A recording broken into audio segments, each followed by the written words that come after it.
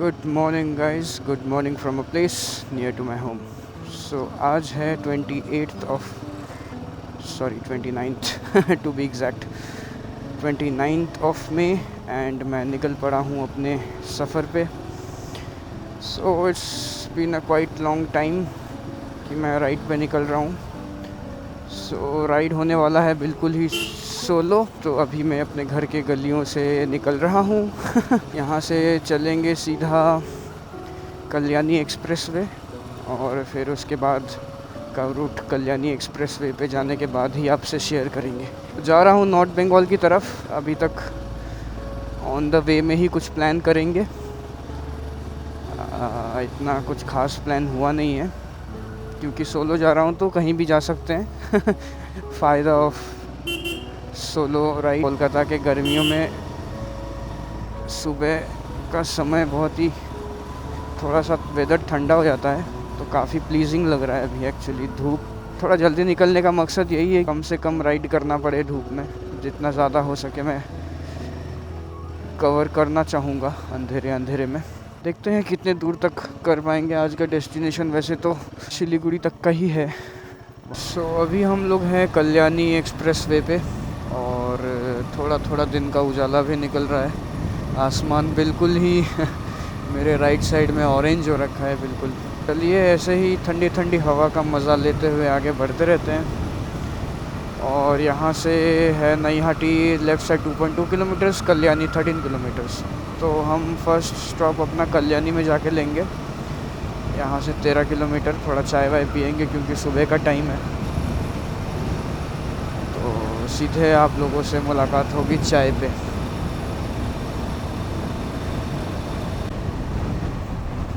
तो अभी हम हैं इधर कांचड़ापाड़ा से। हमको पहले नीचे से जाना पड़ता था, अभी ये फ्लाईओवर नया ओपन हो गया है। पिछली बार जब मैं गया था तो नीचे से गया था। तो अभी फ्लाईओवर से हम बड़ा जागुली की तरफ जा रहे हैं। बड़ा जागुली से फिर हम लोगों को लेफ़्ट लेना है NH12 के लिए। तो वहाँ से फिर हम सीधा निकलेंगे NJP के लिए। अभी मैं हूँ Krishnanagar Berhampore highway toll plaza के सामने और चाय का आनंद लेते हुए, सनराइज़ देखते हुए रास्ते के ऊपर।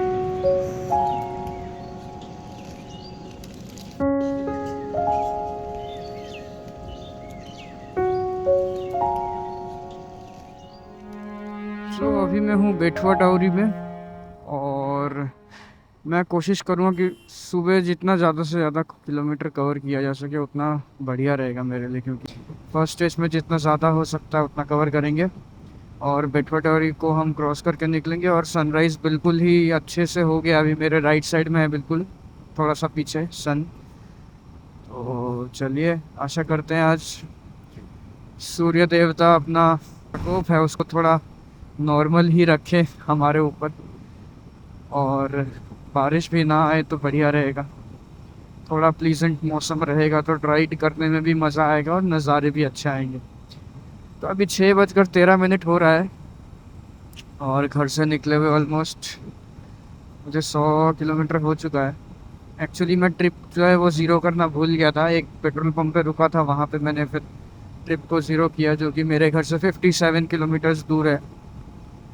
तो फिर लास्ट राइड ख़त्म होने के बाद उसको फिर उस 57 किलोमीटर्स को ऐड कर दूंगा मैं।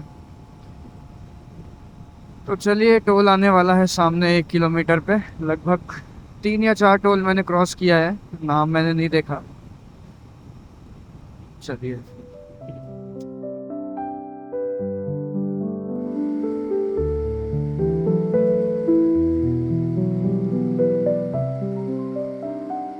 कहते हैं मंजिल से ज़्यादा खूबसूरत तो रास्ते होते हैं जो हमें खुद से मिलवाते हैं। लेकिन एक बात और भी सच है, अगर आप किसी रोड ट्रिप पर निकलते हैं तो कोई ना कोई छोटी मोटी परेशानी आपका इंतज़ार ज़रूर कर रही होती है। तो मेरे साथ भी कुछ ऐसा ही हुआ।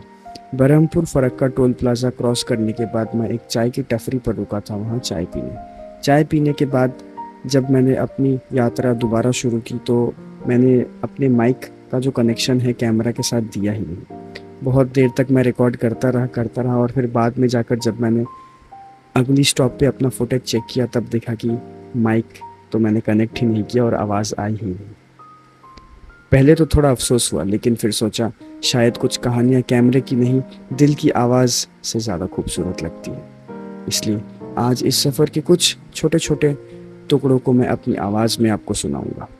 कुछ ही देर बाद चलते चलते मैं पहुंचा आयरन ब्रिज पर, और इसके नीचे से बहती है फरक्का फेडरल कनाल, जो गंगा का पानी अपने साथ लेकर हुगली की ओर बढ़ती है। इस पानी ने वर्षों से कोलकाता बंदरगाह की जीवन धारा को बनाए रखने में महत्वपूर्ण भूमिका निभाई है। आयरन ब्रिज को पीछे छोड़ते ही सड़क फिर खुलने लगी। दूर दूर तक फैले खेत, रास्तों के दोनों तरफ हरियाली ही हरियाली। धीरे धीरे मैं फरक्का की तरफ बढ़ने लगा और कुछ ही समय बाद फरक्का बैरेज पहुंच गया। गंगा नदी पर बना लगभग 2.2 किलोमीटर लंबा यह बराज 1975 में शुरू हुआ। इसमें कुल 140 गेट हैं। इसका उद्देश्य सिर्फ नदी पर रास्ता बनना नहीं था, बल्कि गंगा के जल को भागीरथी हुगली की ओर मोड़कर कोलकाता बंदरगाह को जीवित रखना भी था। जब मैं बराज के ऊपर से गुजर रहा था, तब एक तरफ दूर दूर तक फैली गंगा नदी और दूसरी तरफ से आती हुई ट्रेन ने मेरा स्वागत किया, और बीच में मैं अपनी मंजिल की ओर बढ़ता हुआ एक मुसाफिर अपने बाइक के ऊपर सवार चलता रहा। फरक्का को पीछे छोड़ते हुए सड़क ने रफ्तार पकड़ ली। किलोमीटर दर किलोमीटर सफ़र चलता रहा, लेकिन अब सूरज ऊपर आ चुका था। गर्मी थोड़ी लग रही थी और घर से निकले हुए मुझे बहुत देर हो चुकी थी, तो मुझे थोड़ा भूख भी लग रही थी। तो मैंने सोचा अब कहीं रुककर थोड़ा ब्रेकफास्ट कर ही लिया जाए।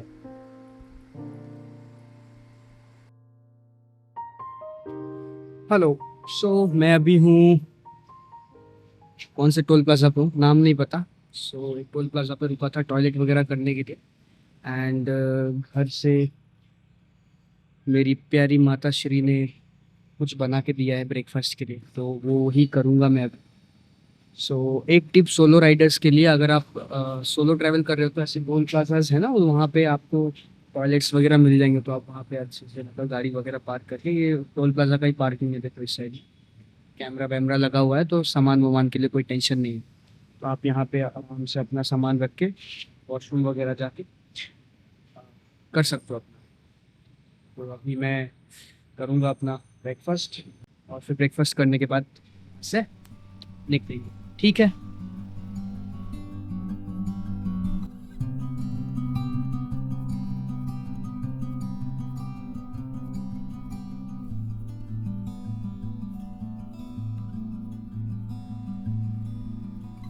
फरक्का में ब्रेकफास्ट के बाद एक बार सफ़र फिर शुरू हुआ। पीछे छूटता गया फरक्का, और मैं धीरे धीरे मालदा, गाजोल, इटाहर, रायगंज को पार करते हुए आ पहुंचा डालखोला में। अभी लगभग दोपहर हो चुका था, तो मुझे भूख लग रही थी, तो मैंने डालखोला में ही रुककर लंच कर लिया। और बीच में मैंने अपना कैमरा इतना ज़्यादा ऑन नहीं किया, क्योंकि शायद कुछ सफ़र कैमरे में नहीं, बस दिल की यादों में ही कैद करना ज़्यादा बेहतर होता है।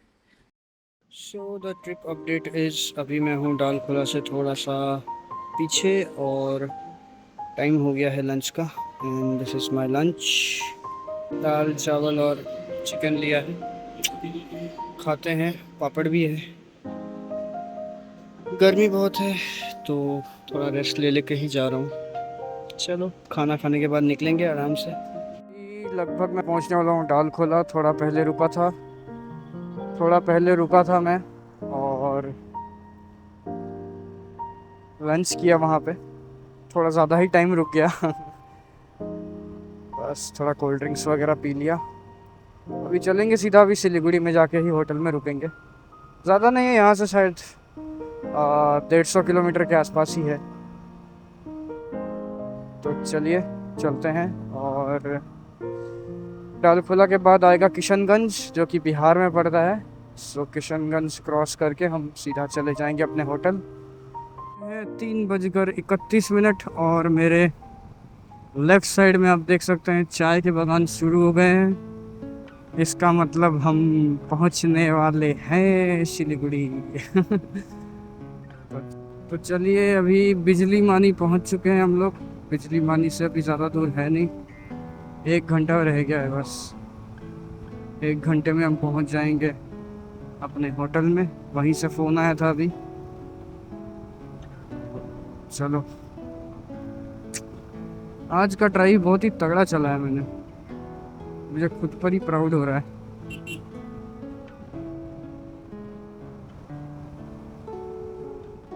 Good evening guys, good evening. Siliguri में आप सभी का स्वागत है। शहर का तापमान ऑलमोस्ट 36 डिग्री सेल्सियस चल रहा है। तो कोलकाता से शिलीगुड़ी आने के रूट पे ही, रास्ते पे ही मैंने क्या किया था, एक नॉर्मल सा होटल बुक कर लिया था। तो वहाँ पे चेक इन कर लिया और कल हम निकलेंगे यहाँ से ऊपर की तरफ। कोलकाता से शिलीगुड़ी आने तक का जो वीडियोज़ वगैरह इतना ज़्यादा मैंने शूट किया नहीं, क्योंकि वो सीधा रास्ता ही है, तो जिसकी वजह से इतना शूट किया नहीं, दिखाने के लिए कुछ था भी नहीं। जस्ट थोड़ा बहुत कहाँ कहाँ से मैं आया वो दिखाया। तो अभी कल हम जाएंगे जहाँ, वहाँ का वीडियो हम आपको दिखाएंगे, तो बने रहिए हमारे साथ और इसी ब्लॉग में इसको कंटिन्यू करेंगे। तो चलिए कल मिलते हैं। So good morning, oh so sorry, time is now 12:21। Good morning नहीं, good afternoon. Good afternoon from Siliguri. निकलते निकलते थोड़ा लेट हो गया मुझे, क्योंकि मेरा जो रेन कवर था बैग का वो थोड़ा फट गया था, उसको लेना पड़ा। देन जो मेमोरी कार्ड था मेरा करप्ट हो गया, जिसकी वजह से थोड़ा सा लेट हुआ मुझे निकलने में। ये सब इंतज़ाम वगैरह कर रहा था। सो अभी हम लोग निकलेंगे जोगी घाट की तरफ और सेवक रोड यहाँ से लेंगे। सेवक रोड लेने के बाद देखते हैं, रास्ता आप लोगों को बताएंगे किधर से जा रहे हैं और क्या कर रहे हैं। तो अभी तो फ़िलहाल में थोड़ा जैम है, रास्ता आगे का पता नहीं। आगे भी सुनने में आ रहा था कि जैम वगैरह बहुत ज़्यादा है।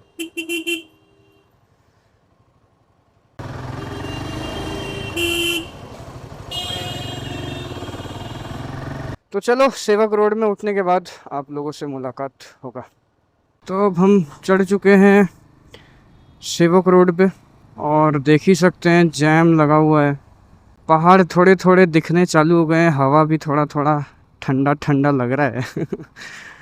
आइया, हम जाएंगे अभी साइड से, लेकिन टायर पंचर हो गया ना, मैंने ट्यूबलेस नहीं करवाया है।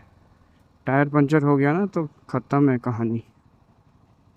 वो देखो लेफ्ट साइड में मेरे पहाड़ दिखने चालू हो गए। सीधा यहाँ से जाएंगे कोरोनेशन ब्रिज की तरफ। कोरोनेशन ब्रिज हालांकि हमारे राइट साइड में पड़ेगा, ब्रिज पार नहीं करेंगे, फिर भी मैं जाऊँगा एक बार फ़ोटो वगैरह खींचने के लिए। ये दोनों साइड हमारा कैंटोनमेंट एरिया है एक्चुअली में, बिल्कुल ही ग्रीन।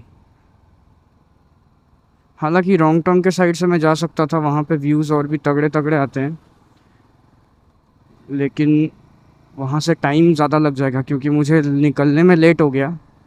तो मैं अगर सुबह जल्दी निकल पाता तो मैं रोंग टोंग वाले रास्ते से ही जाता, तो वहाँ के व्यूज़ और भी मेस्मराइजिंग हैं। खैर कोई नहीं, रास्ते तो सब एक जैसे ही होते हैं। Life is short but roads are long, so keep going.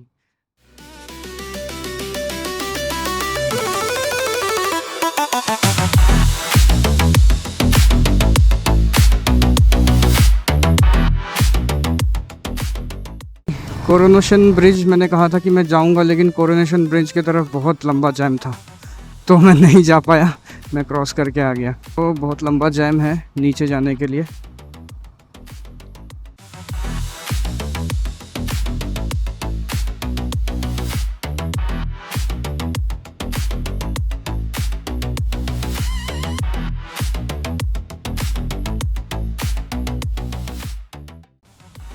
Kalijhora 4.5 kilometre, रंबी 12.5 kilometre. थोड़ा सा रास्ता ख़राब है आगे, साइड से लैंडस्लाइड हुआ होगा।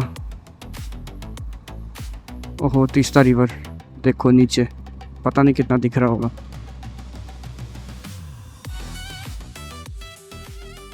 सेवक रोड को पीछे छोड़ते हुए जैसे जैसे मैं आगे बढ़ता गया, तो रास्ते ने भी अपना मिजाज बदल लिया। एक तरफ ऊंचे ऊंचे पहाड़ और दूसरी तरफ मेरे साथ साथ बहती हुई तीस्ता नदी। कभी नदी बिल्कुल सड़क के करीब आ जाती तो कभी पहाड़ों के बीच छुप जाती। रास्ता भी आसान नहीं था, जगह जगह लैंडस्लाइड के निशान दिखाई दे रहे थे। कहीं सड़क पर मिट्टी और पत्थर पड़े थे तो कहीं मशीनें रास्ते को साफ करने में लगी थी। और शायद इन्हीं पहाड़ी रास्तों की यही तो खासियत है। यहाँ पर कुछ किलोमीटर के बाद रास्ते का मिजाज बदलता जाता है। सामने गाड़ियों की एक लंबी कतार, हर कोई धीरे धीरे इन घुमावदार रास्तों पर पार करता हुआ आगे बढ़ रहा था। इंजन की आवाज़, पहाड़ों की खामोशी और साथ बहती तीस्ता। इस वक्त ऐसा लग रहा था जैसे कोई सड़क नहीं, कोई कहानी मेरे साथ चल रही हो।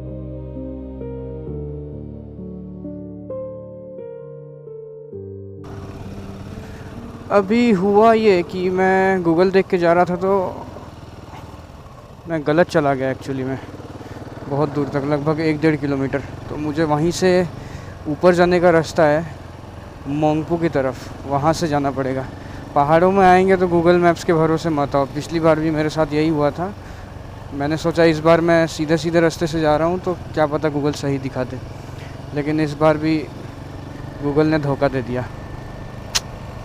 चलो कोई नहीं, देखते हैं, मिल जाएगा रास्ता।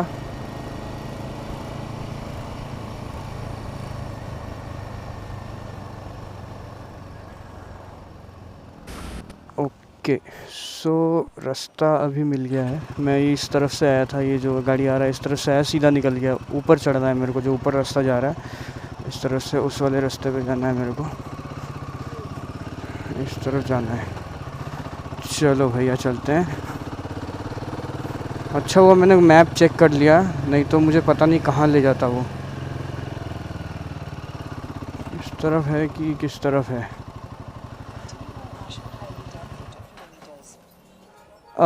एक्सक्यूज़ मी, ये जोगी घाट जाने वाला रास्ता कौन सा है? ये वाला कि ये वाला? जोगी घाट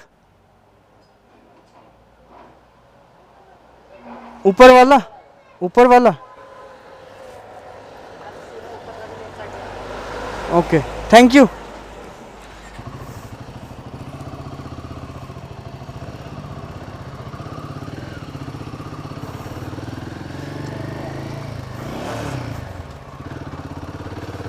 चलो, स्पीड लिमिट 15 लिखा है। अभी देखते हैं सही पहुंच पाएंगे कि नहीं। अभी खड़ी चढ़ाई चालू हो गई, गाड़ी सेकंड गियर में रखना पड़ेगा।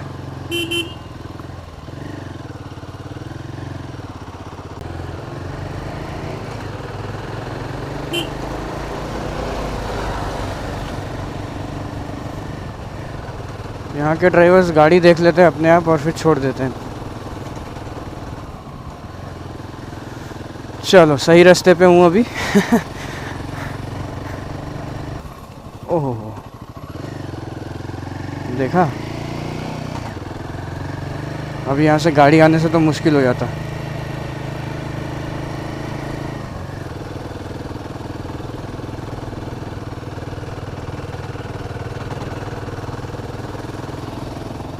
तो अभी मैं पहुँच गया हूँ मोंगपू। यहाँ पे रविंद्र भवन है, उसके सामने बहुत ही भीड़ है।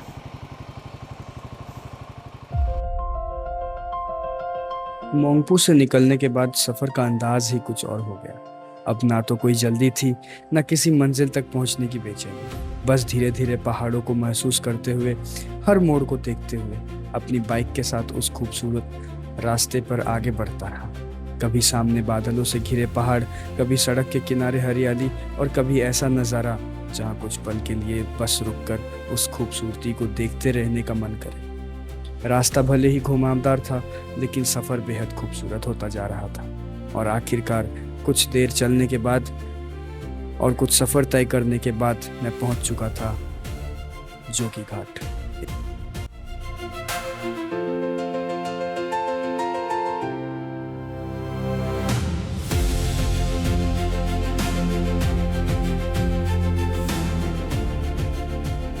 कहानी अभी ख़त्म नहीं। जोगी घाट पहुंचने के बाद मैंने वहाँ क्या क्या किया, कहाँ रुका और वहाँ का मेरा पूरा अनुभव कैसा रहा, ये सब आपको देखने को मिलेगा अगले व्लॉग में। तो इस सफ़र के एपिसोड 1 को यहीं ख़त्म करते हैं। मिलते हैं अगले इस एपिसोड में जोगी घाट की एक नई कहानी के साथ। तब तक के लिए राइड सेफ, कीप एक्सप्लोरिंग और सफ़र को महसूस करते रहिए।